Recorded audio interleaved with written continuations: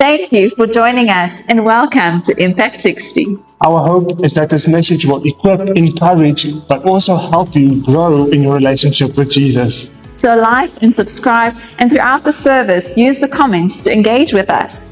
Enjoy the message.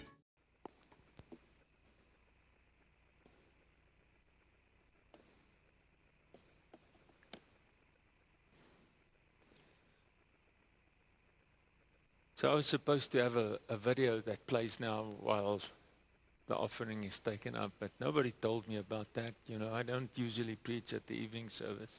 So they forgot. My wife forgot to tell me, but I'm just as good as a video, right?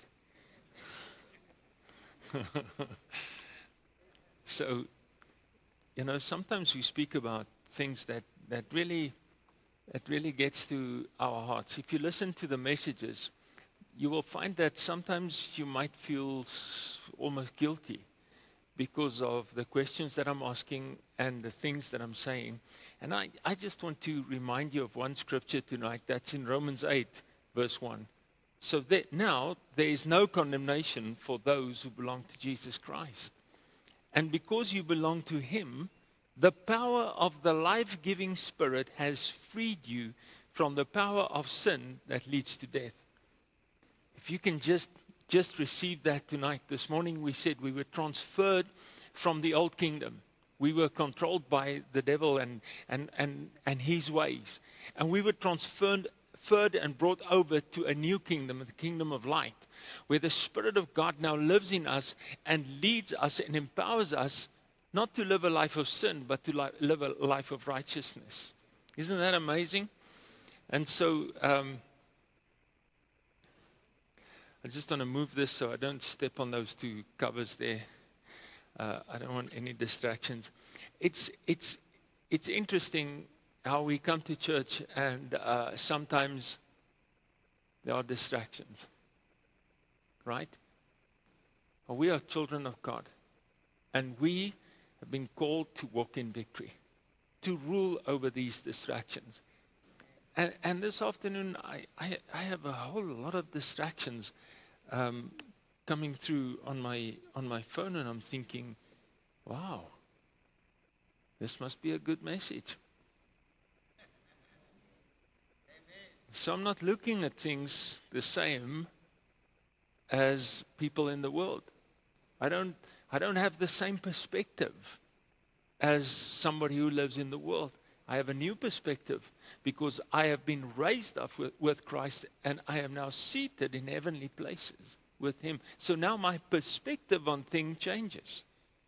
Stuff still happens in the world, and sometimes it wants to hurt us, and sometimes it wants to make us sad. But when we trust the Holy Spirit to reveal to us, I want to say the positive part of everything, things change and things happen, and all of a sudden you see, God is at work. The devil is trying, but God is at work. And we are fighting from a place of victory. We've already won. We are just establishing that victory to manifest in our lives. So let's just pray together. Father, we thank you for your word tonight. We thank you that your word is alive and powerful. Your word is the truth. And therefore we come and surrender to your word. Holy Spirit, we pray that you will enlighten the eyes of our hearts, that we might clearly see Jesus. And as we see, we are changed more and more from glory to glory, even to the same image as Jesus. And that is our desire, to be like you, to walk like you, to be everything that you have called us in a time like this for. And we just want to give you praise in Jesus' name. Amen. Amen. I just want to remind you again about this, what I said this morning. The important thing is there are people in your sphere of influence that need you. Even you don't even know it. You don't even know that person well at work. But you are vital for them to be there, to shine the light, because they need Jesus. And that is so important. But I want to say this tonight. The kingdom life is not measured by what you accomplish, but by what continues because you have lived. I want you to think about that. I'm talking about kingdom legacy tonight. And so life is not just about us. Life is about Christ. And that life is eternal life. Right? That life is eternal life. And so tonight is particularly significant because Pastor Ivan went to Kenya on a mission trip. He preached this morning. Oh, Rory. We can only preach one at a time.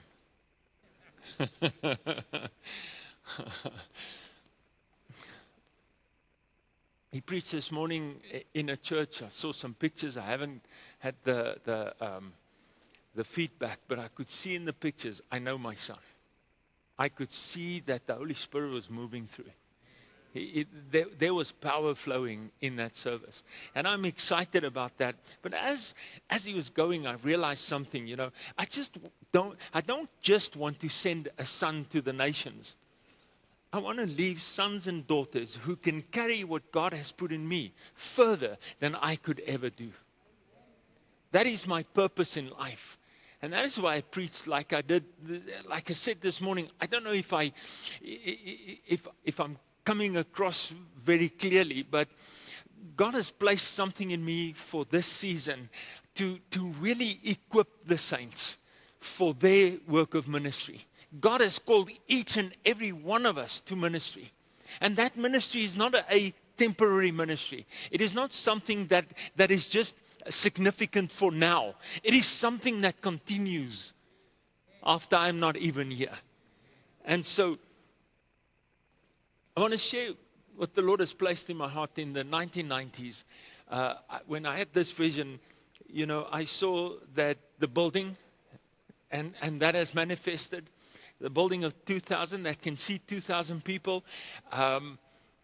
The manifestation of the 2,000 we're still waiting for, and we're believing for, and we're standing in faith. A faith that is not tested, cannot be trusted, and this faith is being tested more and more and more. And this faith is standing. I see revival in the city. I see revival flowing through the streets of Witbank. I see neighborhoods turned upside down because of the gospel of Christ that is accepted. And so I saw the multicultural family, which manifested. I saw the influence on government, the church on government in the city, which has started slowly, but will grow into something significant. But the fourth thing was to leave something behind for the next generation. And so that is the thing. The next generation does not have to start from the beginning again. And that's what makes me so excited about what God has done in our church with Pastor Ivan, particularly with my other sons and with my sons and daughters, that they don't have to go through what I went through. I remember brooming in front of the church. I remember vacuuming the whole little building. We had wooden pews and like a builded pulpit, where my little boys climbed on while I was preaching when Mom was not there. And I remember cleaning the toilet. I was responsible for everything. But they don't have to go through that anymore because I've already went through it. They don't have to go through the trouble of building a building like this because I've already done it.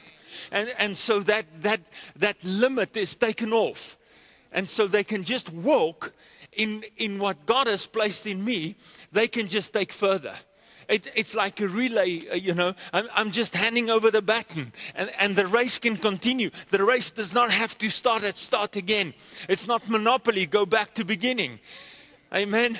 We just go on. We just go on. And so the question that we're asking ourselves this afternoon, and I just want us to be serious for a couple of minutes, is what will be left when you are gone? What will be left when you are gone? And so some of you, and that's why I started with Romans 8 verse 1. Do not let condemnation come to you right now. Because some of us might think that, wow, I'm not Billy Graham or some big preacher. I've never been on a platform. So what is Pastor talking about? Just hold on a little bit. Just stay with me, right? Just stay with me because you are important. Somebody say, I am important. Amen. Because Jesus thinks so as well. You are important to him. And so every one of us one day will leave this earth. And we don't like talking about it.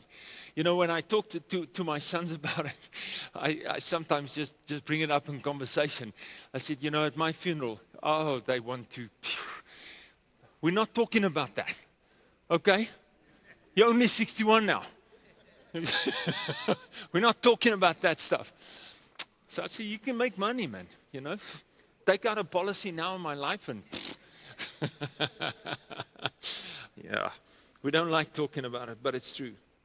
Every one of us will leave sometime or another. And when that day comes, the important question won't ultimately be how much money did you make, how successful you were, how many possessions did you accumulate, or how many people knew your name.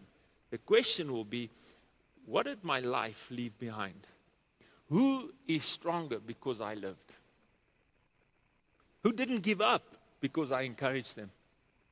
Who discovered their calling because I believed in them? Who is carrying something today because I deposited something in them? Hallelujah. And so I don't simply want to send a son to Kenya or sons to India or wherever we are going from this church. And we are going to our neighborhood. We are going to our city. This is Love is coming up one of these days, and we are going out into the streets telling people about the good news. And this is the promise, guys. You are not alone when you go out into the street testifying about Jesus. He says, see, I am with you. Not think or maybe remind yourself that I'm with you. See that I'm with you. And so we don't have to be afraid. I want to leave sons and daughters who can carry what God has put in me further than I could ever do. And this is the heart of the message. And so I want to help you tonight by looking at three things. Number one is your life is a seed. John 12 verse 24, Jesus says, unless a grain of wheat falls into the ground and dies, it remains alone. But if it dies, it produces much grain. I'm just reminded of what we saw while we were in India and the people we met there. Pastor David and Pastor Raju Babu is busy. They send me pictures of every meeting they go to, everything that they do. They send me pictures and give me feedback on what they have done. These guys have laid down their lives. They have died. They have fallen into the ground. And God is bringing about a harvest that is just amazing. And nobody knows their names, and they don't care about that.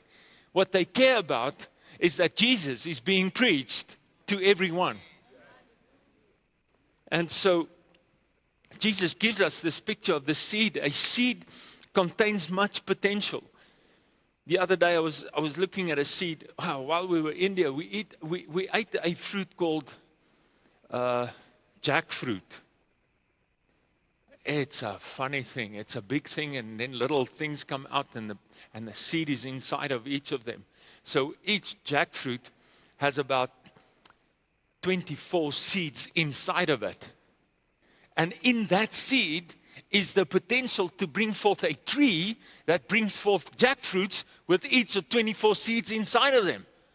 And fruit that people will eat, and it's nice. At first when we eat something that we don't know, we're very careful.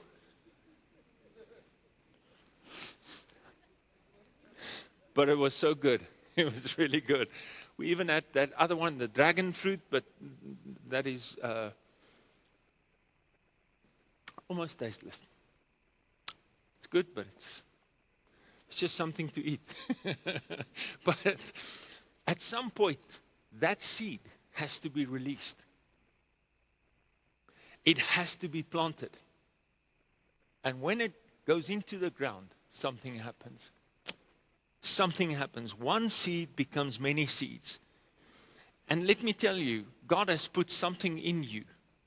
Faith, wisdom, experience, testimony, revelation, grace, gifts. He's put something in you. And what I want to say tonight is what God puts in us is intended to flow through us. It is not for us. It is for others around us. And so that is the important thing. Why are you looking at the scripture at the screen? Did she put everything on it? Wow. Norms. You're making up for this morning. So, you were never meant to be the end of the river. You were meant to be part of a river that keeps on flowing. There's something wrong with this thing tonight. This morning it sat beautifully. Somebody invested in you. There's somebody that's the reason why you are here today. That you are where you are. Somebody prayed for you. Somebody taught you. Somebody believed in you.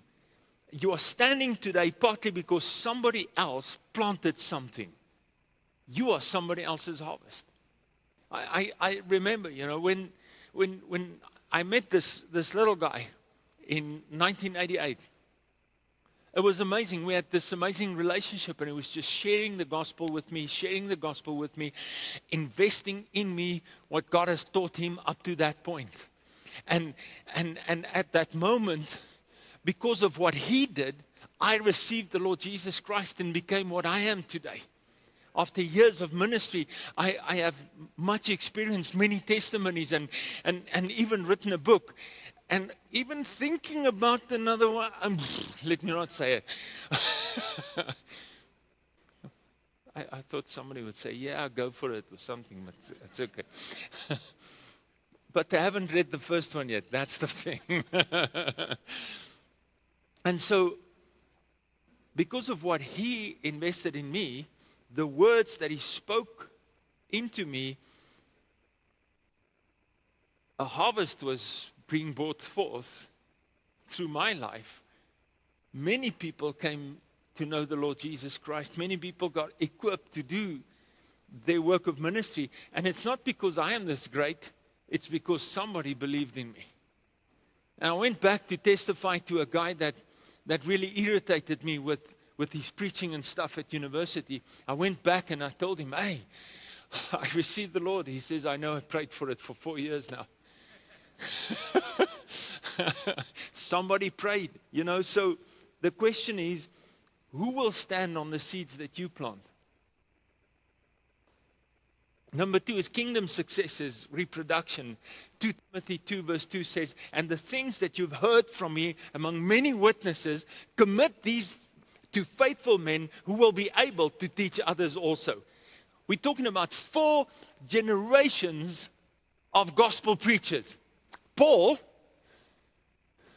invests in Timothy. Timothy in faithful men to others. And it just grows, and it just grows and grows and grows. 4 generations of one man's investment. And Paul wasn't merely building a ministry. Paul was building people who could carry the gospel beyond Paul. A platform says, look at what I can do.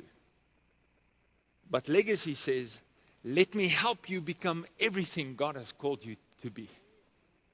That's what legacy is. A lot of people today, and in our country especially, a lot of people are working for a platform. If I can just have a platform and stand and speak to people. If I can just have lights shining on me and a microphone on my ear. Which is irritating tonight. This must be a good message. Really. More and more and more. John the Baptist said this one thing. In John 3 verse 30, he says, he must increase, but I must decrease. he wasn't threatened when people started following Jesus. John the Baptist was baptizing people, you remember? Came out the desert, he eat locusts, he was covered in leather. And so he was baptizing people. He was not threatened when people started following Jesus because he understood something very important. My assignment is bigger than my name. My assignment is bigger than me. That's kingdom maturity. If the next generation goes further than we do, that's not our failure. That is our fruit. And that is what I want. I want to see more. I don't want to see Pastor Ivan start where I've started. I want to see Pastor Ivan continue where I ended. And taking it further, multiplying it. As a father, I don't want sons and daughters to become copies of me. I want them to take what God has taught me, what God has taught them, and go further. That's multiplication. Parents, don't leave your children possessions only. Leave them faith. Older believers, don't tell younger people what to do. Invest in them. And church, let's not simply build a congregation. Let's build disciples. Let's be disciples and build disciples. Let's move our focus from this me attitude to give attitude. And then you will find something that you've been looking for in the wrong place. What God has for you. I don't want to look at the clock. I know it's Impact 60. Oh, I got 12 minutes. Come on now. I'll be finished before 60. Number 3 is what you leave behind matters more than what you leave behind you. Some of us think we haven't done anything significant because we haven't stood on big platforms. But kingdom significance isn't measured that way. I really need you to understand that. And so if you're on your phone tonight, I'm going to check you on Wednesday whether you made notes or not. Guess who I'm talking to, Linda? Maybe, and listen to this, maybe your greatest ministry is your own children. Maybe your grandchildren. You know, me and my wife, we invest in our grandchildren like you can't believe, like more than we invested in our own children. We have been called for them. Maybe your greatest ministry is just one person you have discipled. One person that you have decided to care enough about so that they can become what God has created them to be. Maybe your greatest ministry is somebody you prayed for.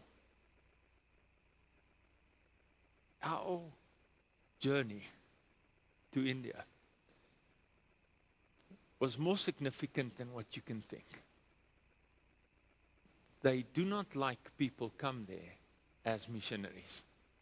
They turn you back at the airport. That is what happened to Pastor Andre a few years ago. He got to Chennai airport. They got hold of his itinerary. They saw church. They said to him, pack up your stuff. You are going back on the next flight to South Africa. But we had people praying. And we went through without having to answer any question. It was funny when we left, we had the first questions. No questions asked. We were like welcomed by the government people, the people in uniform, those people that you normally should be afraid of. We got smiles from them. And that is just unimaginable. But we had people praying for us.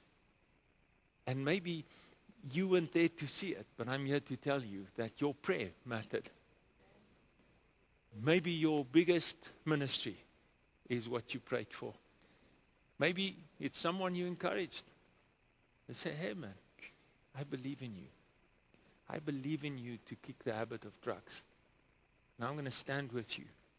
I'm going to be with you. Whenever you feel the desire to take drugs again, I am here.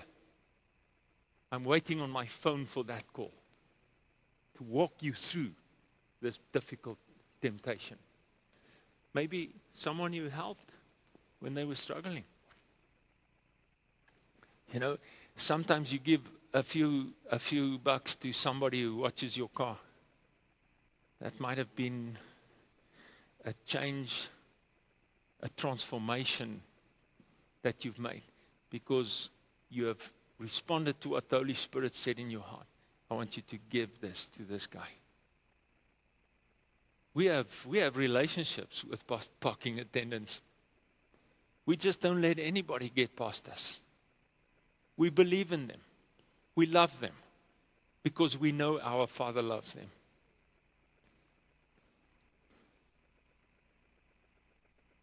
Maybe your greatest ministry is just somebody you introduced to Jesus without them even responding, but just hearing your testimony, or someone you sent to another place with support. Maybe you gave 50 rand to make something possible for someone else to go and preach the gospel. You don't have to be famous to be fruitful. You know, you may never know the full impact of your obedience. I use the word never carefully because you will one day know just after you heard the words, well done, good and faithful servant. Enter into my kingdom.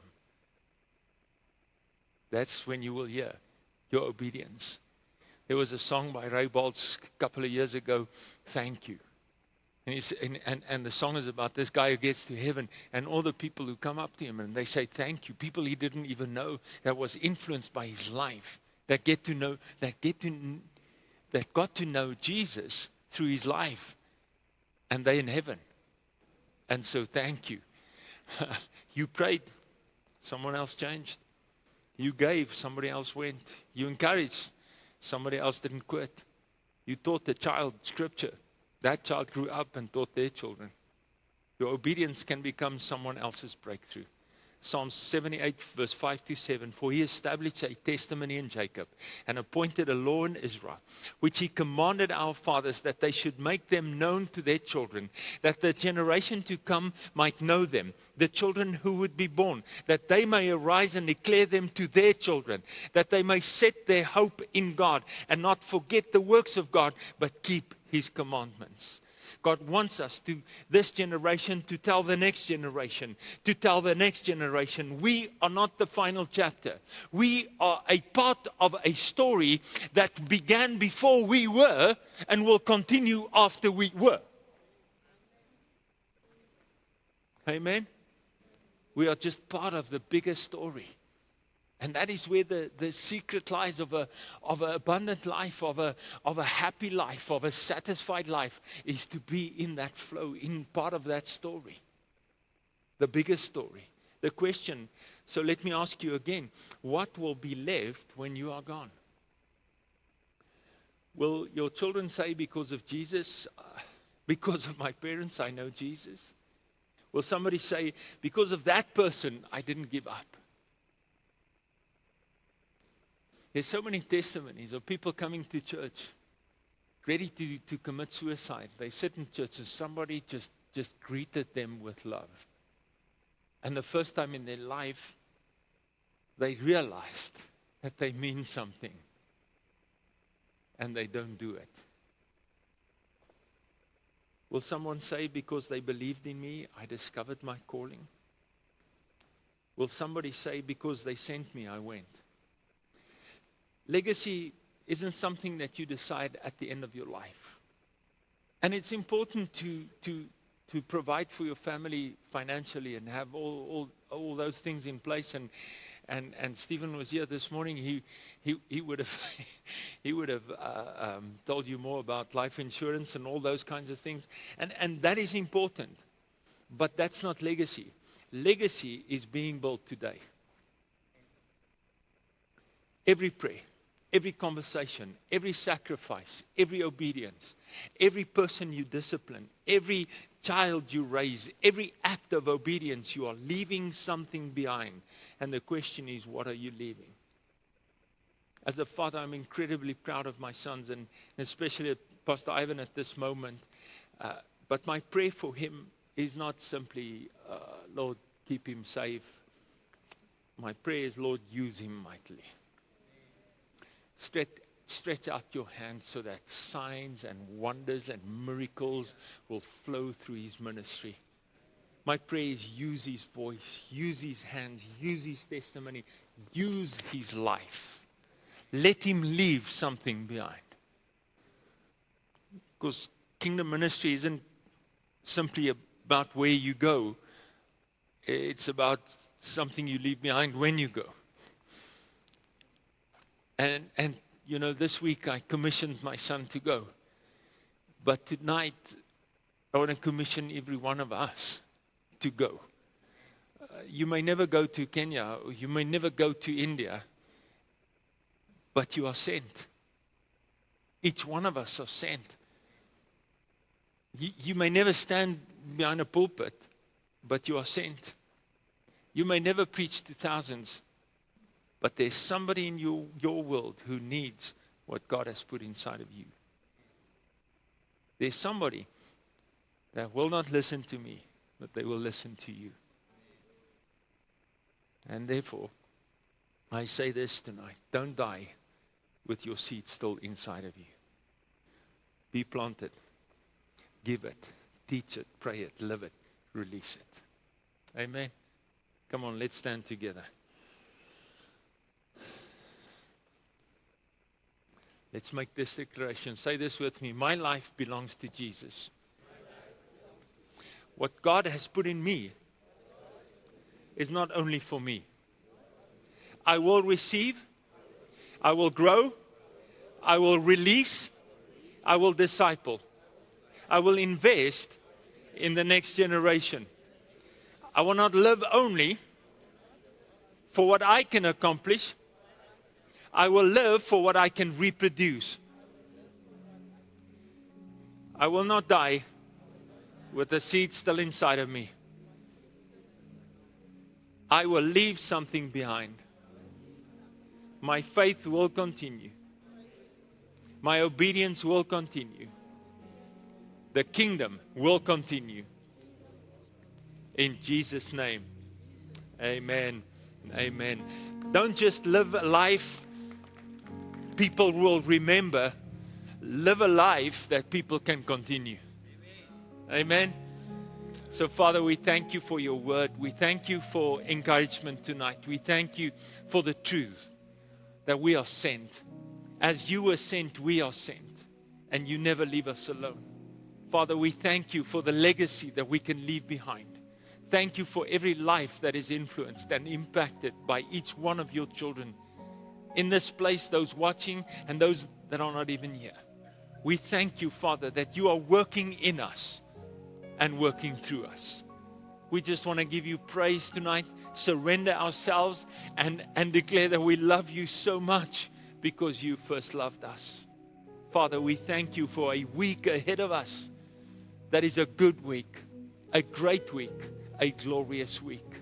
We pray that you will be glorified through our lives and people will get to know you. Father, we thank you for a great week. In Jesus' name, amen and amen. So I got good news. You know, that was my thing. Pastor Ivan just copied it from me. Tomorrow is Monday. Have a wonderful week, family. We love you so much. Amen. If you need prayer, you can come to the front.